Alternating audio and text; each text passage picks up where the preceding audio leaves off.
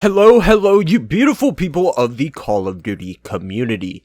Today I am going over a ton of different tips and tricks in Warzone to improve your gameplay and overall make the game a little bit easier to play. Now, some here are just complete beginner tips, and then others are tips that just about everybody could use, so make sure to stick around and I'm sure that you'll learn something.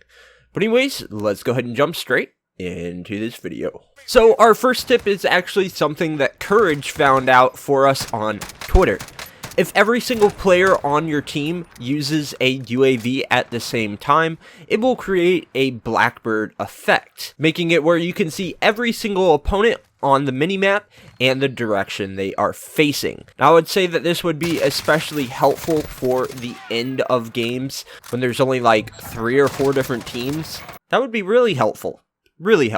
So make sure to use great communication with your team and you guys can definitely pull this off. For our next tip, this is actually something that I've been using quite a lot, and that is putting fully loaded on my weapons. So when I get any of my weapon classes out of the weapon crates, you spawn in with your max ammo. This is especially helpful for if you just get out of Gulag or your teammate just spawned you back in and there's a weapon crate right there. You can fly straight to that, equip this, and you don't need any ammo whatsoever. While we're here, I'm going to go ahead and talk about my next tip, which is the thermal hybrid. Now, usually I don't use this in multiplayer whatsoever, but this is absolutely the most overpowered scope in Warzone that I have ever seen.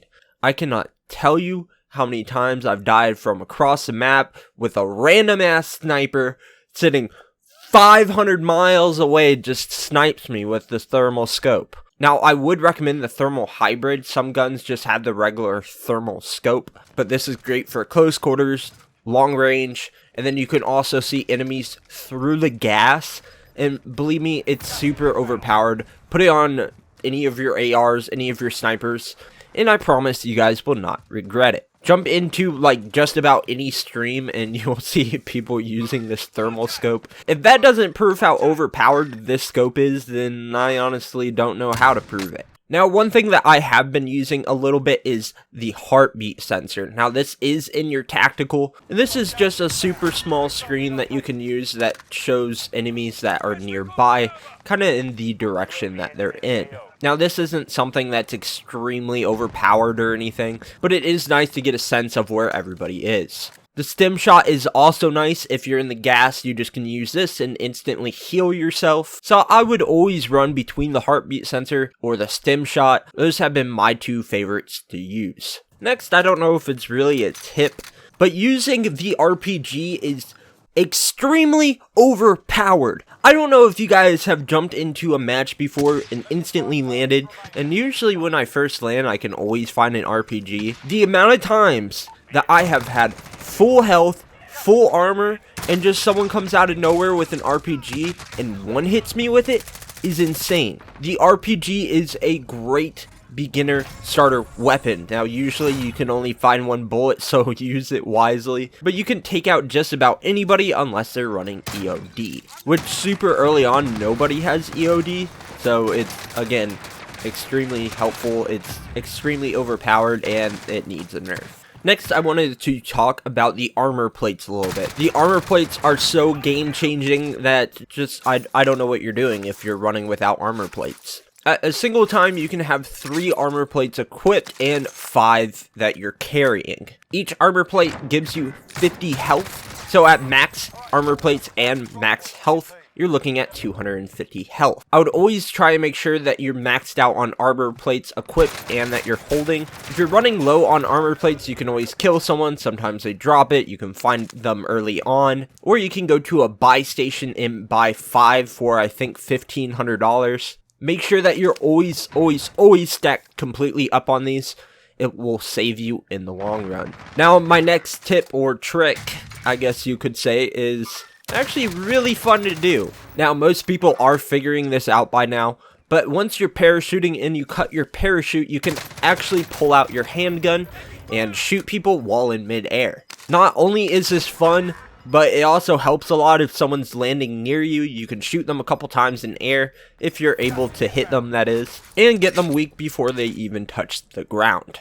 Or in some cases, you can fully kill them, and it's actually quite funny watching them drop down to their death for an insta-kill. I know if that ever happened to me, I would be pretty upset, but it's really fun to do, and can be super helpful. Now for our next tip, we're actually heading into the settings. We're going to head over to General, and it's going to be about our minimap. Changing your minimap from a circle to a square will give you about a 20% more coverage on your minimap. Now this is actually something that was just recently added, even in multiplayer. Think of it this way, if you have roughly 20% more coverage, you're able to get a better idea if someone is shooting near you, or how far you need to move for the circle, or sometimes the buy stations can be in the corner, and you can see them with the square minimap. Now, of course, you just can pull up the whole map and find everything from there, but that 20% more coverage helps a lot. Now we're moving into contracts.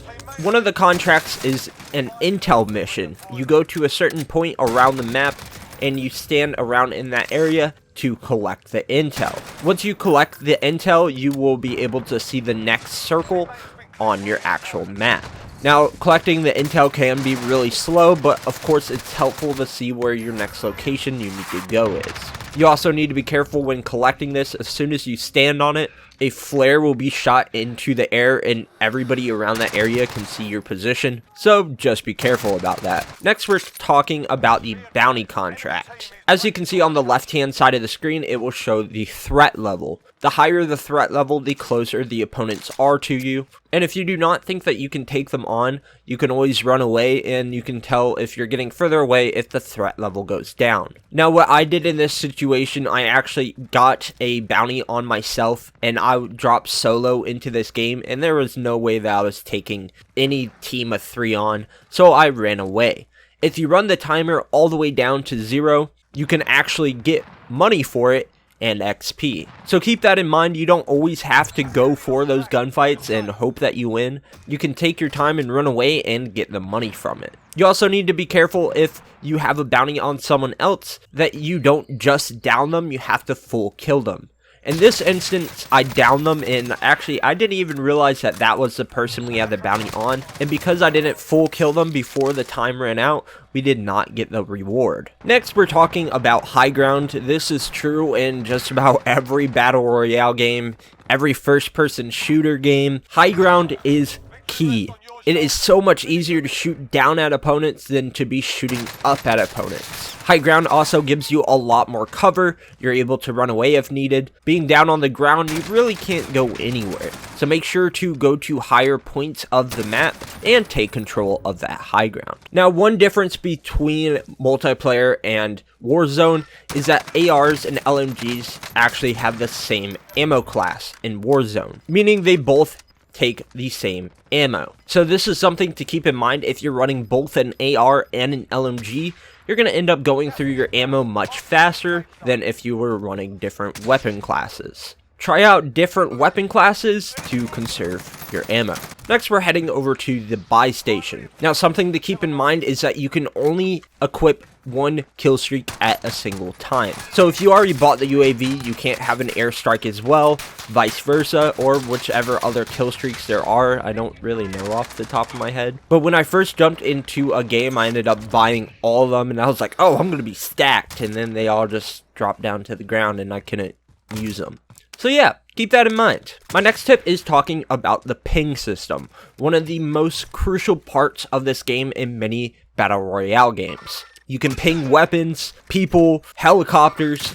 You can ping just about anything in this game to let your teammates know where people are at. When you ping an opponent, the ping will also follow the opponent for a couple seconds, giving you an idea where they're heading to, which is also really nice. That's the same with helicopters. It'll give yourself an idea and your teammates an idea where those opponents are heading. Now, something that you can do now when you're completely dead and you're spectating, you can bring up the whole map and actually still ping stuff for your teammates. So if you see any gunfire on the map, you can ping that while spectating the little red dot will show up and just ping it. This is especially helpful late game when everybody's kind of in close quarters to give your teammates ideas of where to look. Last but not least, I wanted to jump into some perks. Now, some perks have changed, and we're going to go over all those and what they do differently from multiplayer to Warzone. First is the kill chain. Now, this increases your chances of finding kill streaks in boxes.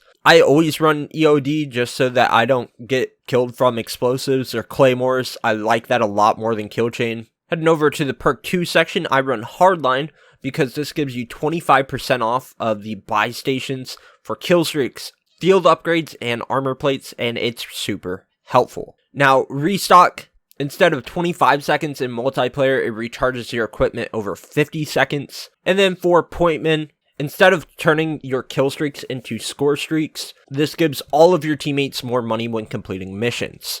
And now for the only one in perk 3 is tune-up, and this reduces your revive times to your teammates by 25%. Depending on my class, sometimes I run this over Battle Hardened because the chances of me being flashed are pretty low. It just doesn't seem to happen that often, but that is definitely one of the best perks to use. Anyways, that's going to be all of my tips. I think we covered 17, 16.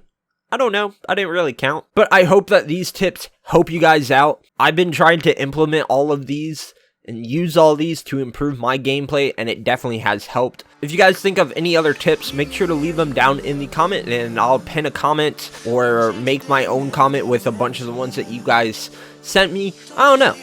But anyways, thank you guys for watching. As always, I love you guys. I appreciate you guys, and I will see y'all in the next one.